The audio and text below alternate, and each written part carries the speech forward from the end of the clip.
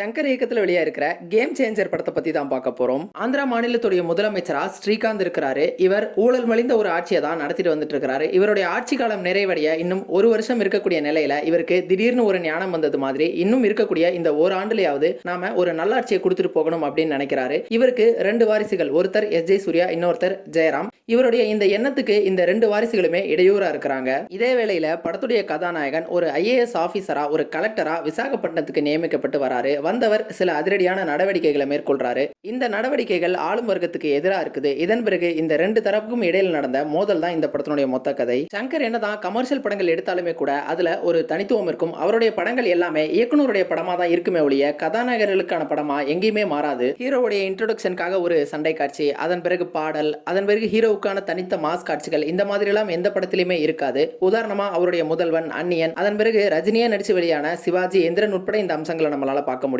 அந்த படத்துல எல்லாம் வரக்கூடிய சண்டை காட்சிகள் ஆகட்டும், ஹீரோக்கான மாஸ் எலிமெண்ட்ஸ் ஆகட்டும், இதெல்லாம் கதையோட ஒன்றி போய் அமைஞ்சுதான் வந்திருக்கும். ஆனா இந்த கேம் சேஞ்சர் படத்துல ராம் சரணுடைய அறிமுக காட்சிக்காக மட்டுமே தேவையில்லாம அபத்தமான ஒரு சண்டை காட்சி வருது. அதன் பிறகு ஒரு பாடல் வருது. இதெல்லாத்தையும் பார்க்கும்போது நாம சங்கர் படம் தான் பார்க்கிறோமா இல்ல வேற யாராவது எடுத்த ஒரு தெலுங்கு படத்தை பார்த்துட்டு இருக்கோமா அப்படிங்கிற ஒரு உணர்வை தான் ஏற்படுத்துது. இந்த படத்தினுடைய கதை மற்றும் திரைக்கதை இது ரெண்டுமே நாம பல சங்கர் படங்கள்ல பார்த்த ஒண்ணுதான். இதுல எந்தவித புதுமையுமே இல்ல. அதே மாதிரி இந்த படத்துல அடுத்த காட்சி இதுதான் நடக்க போகுதுன்னு நம்மளால ஈஸியா யூகிக்க முடிகிற வகையில தான் இந்த படத்தினுடைய திரைக்கதையும் இருக்குது. முதல் பாதியிலும் சரி, 2ஆம் பாதியிலும் சரி, ஒரு சில காட்சிகள் ரசிக்கும்படி இருந்தது. அதே மாதிரி பாடல்கள் பொறுத்தளவுக்கு விஷுவலா பார்க்கிறதுக்கு நல்லா இருந்தது. ஆனா கேட்கும்போது பாடல்கள் எல்லாம் சுமாரா தான் இருந்தது. அடுத்ததா இந்த கரப்ஷன் அப்படிங்கிற களத்துல எவ்வளவு சிறப்பான காட்சிகளை பயன்படுத்த முடியுமோ அத்தனை காட்சிகளும் சங்கருடைய முந்தைய படங்கள்லேயே அவரே பயன்படுத்திட்டாரு. இனிமே அவரே நினைச்சா கூட இதுல புதுமையான காட்சிகளை யோசிக்க முடியுமா அப்படிங்கிறது தெரியல. சிவாஜிக்கு அப்புறம் அவரே இந்த கரப்ஷன் தீம்ல இருந்து வெளியில வந்து எந்திரன், ஐ மாதிரியான படங்களை எடுத்துட்டாரு. இப்ப திரும்பவும் ஏன் அதே டெம்ப்ளேட்டுக்குள்ள போறார் அப்படிங்கிறது தெரியல.